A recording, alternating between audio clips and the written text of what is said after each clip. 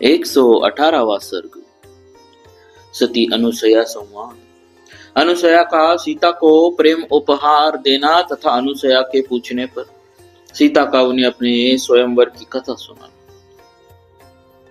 तपस्विनी अनुसया के इस प्रकार उपदेश देने पर किसी के प्रति दोष दृष्टि न रखने वाली विदेह राजकुमारी सीता ने उनके वचनों की भूरी भूरी प्रशंसा करके धीरे धीरे इस प्रकार कहना आरंभ किया।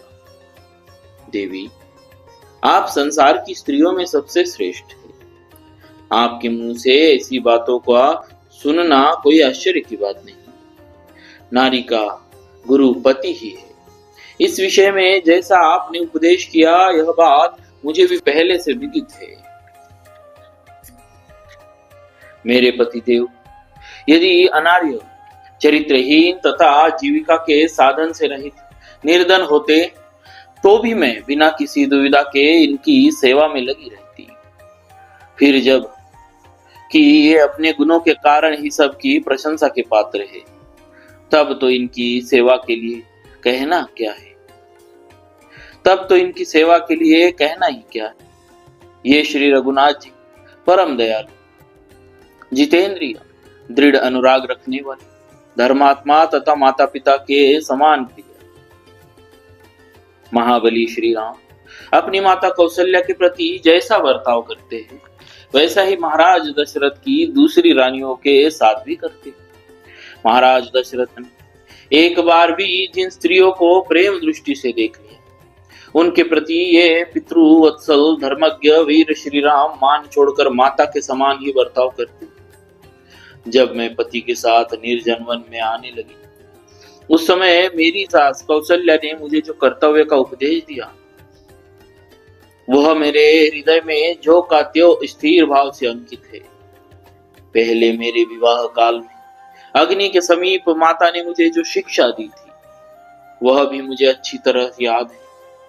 धर्मचारिणी, इसके सिवा मेरे अन्य स्वजनों ने अपने वचनों द्वारा जो जो उपदेश किया, वह भी मुझे भूला नहीं। स्त्री के लिए पति की सेवा के अतिरिक्त दूसरे किसी तप का विधान नहीं। सत्यवान की पत्नी सावित्री पति की सेवा करके ही स्वर्गलोक में पूजित हो रही है। उन्हीं के समान बर्ताव करने वाली आप अनुसया देवी ने भी पति की सेवा के ही प्रभाव से स्वर्गलोक में स्थान प्राप्त कर लिया। संपूर्ण स्त्रियों में श्रेष्ठ यह स्वर्ग की देवी रोहिणी पति सेवा के प्रभाव से ही एक मुहूर्त के लिए भी चंद्रमा से बिलग नहीं होती। इस प्रकार दृढ़ता पूर्वक पातिव्रत्य धर्म का पालन करने वाली बहुत सी साध्वी स्त्रियां अपने पुण्य कर्म के बल से देवलोक में आदर पा रही है। तदनंतर सीता के कहे हुए वचन सुनकर अनुसया को बड़ा हर्ष हुआ। उन्होंने उनका मस्तक छूंगा और फिर उन मिथिलेश कुमारी का हर्ष बढ़ाते हुए इस प्रकार कहा। उत्तम व्रत का पालन करने वाली सीते, मैंने अनेक प्रकार के नियमों का पालन करके बहुत बड़ी तपस्या संचित की। उस तपोबल का ही आश्रय लेकर मैं तुमसे इच्छानुसार वर मांगने के लिए कहती हूँ। मिथिलेश कुमारी सीते, तुमने बहुत ही युक्त और उत्तम वचन कहा। उसे सुनकर मुझे बड़ा संतोष हुआ। अतः बताओ, मैं तुम्हारा कौन सा प्रिय कार्य करूं? उनका यह कथन सुनकर सीता को बड़ा आश्चर्य हुआ। वे तपोबल संपन्न अनुसया मंद मंद मुस्काती हुई बोली, आपने अपने वचनों द्वारा ही मेरा सारा प्रिय कार्य कर दिया। अब और कुछ करने की आवश्यकता नहीं। सीता के ऐसा कहने पर धर्मज्ञ अनुसया को बड़ी प्रसन्नता हुई। वे बोली, सीते, तुम्हारी निर्लोभता से जो मुझे विशेष हर्ष हुआ है, अथवा तुम में जो लोभहीनता के कारण सदा आनंदोत्सव भरा रहता है, उससे मैं अवश्य सफल करूं। यह सुंदर दिव्य हार, यह वस्त्र, यह आभूषण, ये अंगराग और बहुमूल्य अनुलेपन मैं तुम्हें देती हूँ। विदेह नंदिनी सीते, मेरी दी हुई ये वस्तुएं तुम्हारे अंगों की शोभा बढ़ाएगी। ये सब तुम्हारे ही योग्य है और सदा उपयोग में लाई जाने पर निर्दोष एवं निर्विकार रहेगी। जनक किशोरी, इस दिव्य अंगराग को अंगों में लगाकर तुम अपने पति को उसी प्रकार सुशोभित करोगे जैसे लक्ष्मी अविनाशी भगवान विष्णु की शोभा बढ़ाती है। अनुसया की आज्ञा से धीर स्वभाव वाली यशस्विनी मिथिलेश कुमारी सीता ने उस वस्त्र, अंगराग, आभूषण और हार को उनकी प्रसन्नता का परम उत्तम उपहार समझकर ले लिया। उस प्रेम उपहार को ग्रहण करके वे दोनों हाथ जोड़कर उन तपोधना अनुसया की सेवा में बैठी रही। तदनंतर इस प्रकार अपने निकट बैठी हुई सीता से दृढ़ता पूर्वक उत्तम व्रत का पालन करने वाली अनुसया ने कोई परम प्रिय कथा सुनाने के लिए इस प्रकार पूछना आरंभ किया। सीते, इन यशस्वी राघवेंद्र ने तुम्हें स्वयंवर में प्राप्त किया था, यह बात मेरे सुनने में आई है। मिथिलेश नंदिनी, मैं उस वृत्तांत को विस्तार के साथ सुनना चाहती हूँ। अतः जो कुछ जिस प्रकार हुआ वह सब पूर्ण रूप से मुझे बताओ। उनके इस प्रकार आज्ञा देने पर सीता ने उन धर्मचारिणी तापसी अनुसया से कहा, माता जी सुनिए। ऐसा कहकर उन्होंने उस कथा को इस प्रकार कहना आरंभ किया। मिथिला जनपद के वीर राजा जनक नाम से प्रसिद्ध है। वे धर्म के ज्ञाता है, अतः क्षत्रियोचित कर्म में तत्पर रहकर न्याय पूर्वक पृथ्वी का पालन करते हैं। एक समय की बात है, वे यज्ञ के योग्य क्षेत्र को हाथ में हल लेकर जोत रहे थे। इसी समय मैं पृथ्वी को फाड़ कर प्रकट हुई। इतने मात्र से ही मैं राजा जनक की पुत्री हुई। वे राजा उस क्षेत्र में औषधियों को मुट्ठी में लेकर बो रहे थे। इतने में ही उनकी दृष्टि मेरे ऊपर पड़ी। मेरे सारे अंगों में धूल लिपटी हुई थी। उस अवस्था में मुझे देखकर राजा जनक को बड़ा विस्मय हुआ। उन दिनों उनके कोई संतान नहीं थी, इसलिए स्नेहवश उन्होंने स्वयं मुझे गोद में ले लिया और यह मेरी बेटी है ऐसा कहकर मुझ पर अपने हृदय का सारा स्नेह उड़ेल दिया। इसी समय आकाशवाणी हुई, जो स्वरूपतः मानवी भाषा में कही गई थी अथवा मेरे विषय में प्रकट हुई, वह वाणी अमानुषी दिव्य थी। उसने कहा, नरेश्वर तुम्हारा कथन ठीक है, यह कन्या धर्मतः तुम्हारी ही पुत्री है। यह आकाशवाणी सुनकर मेरे धर्मात्मा पिता मिथिला नरेश बड़े प्रसन्न हुए। मुझे पाकर उन नरेश ने मानो कोई बड़ी समृद्धि पाली थी। उन्होंने पुण्य कर्म परायणा बड़ी रानी को, जो उन्हें अधिक प्रिय थी, मुझे दे दिया। उन स्नेहमयी महारानी मातृ समुचित सौहार्द से मेरा लालन पालन किया। जब पिता ने देखा कि मेरी अवस्था विवाह के योग्य हो गई, तब इसके लिए वे बड़ी चिंता में पड़े। जैसे कमाए हुए धन का नाश हो जाने से निर्धन मनुष्य को बड़ा दुख होता है, उसी प्रकार वे मेरे विवाह की चिंता से बहुत दुखी हो गए।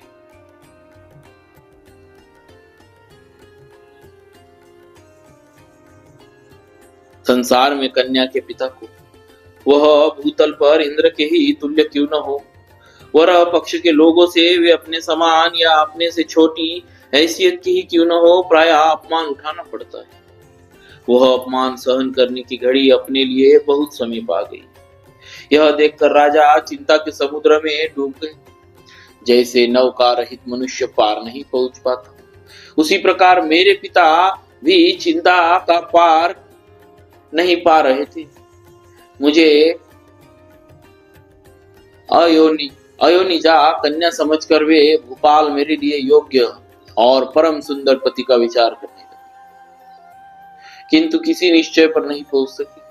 सदा मेरे विवाह की चिंता में पड़े रहने वाले उन महाराज के मन में एक दिन यह विचार उत्पन्न हुआ कि मैं धर्मतः अपनी पुत्री का स्वयंवर करूंगा। उन्हीं दिनों उनके एक महान यज्ञ में प्रसन्न होकर महात्मा वरुण ने उन्हें एक श्रेष्ठ दिव्य धनुष तथा अक्षय बाणों से भरे हुए 2 तरकस दिए। वह धनुष इतना भारी था कि मनुष्य पूरा प्रयत्न करने पर भी उसे हिला नहीं पाते थे। भूमंडल के नरेश स्वप्न में भी उस धनुष को झुकाने में समर्थ थे। उस धनुष को पाकर मेरे सत्यवादी पिता ने पहले भूमंडल के राजाओं को आमंत्रित करके उन नरेशों के समूह में यह बात कही, जो मनुष्य इस धनुष को उठाकर इस पर प्रत्यंचा चढ़ा देगा, मेरी पुत्री सीता उसी की पत्नी होगी, इसमें संशय नहीं। अपने भारीपन के कारण पहाड़ जैसे प्रतीत होने वाले उस श्रेष्ठ धनुष को देखकर वहां आए हुए राजा जब उसे उठाने में समर्थ न हो सके, तब उसे प्रणाम करके चले गए। तदनंतर दीर्घ काल के पश्चात ये महातेजस्वी रघुकुल नंदन सत्य पराक्रमी श्री राम अपने भाई लक्ष्मण को साथ ले विश्वामित्र जी के साथ मेरे पिता का यज्ञ देखने के लिए मिथिला में पधारे।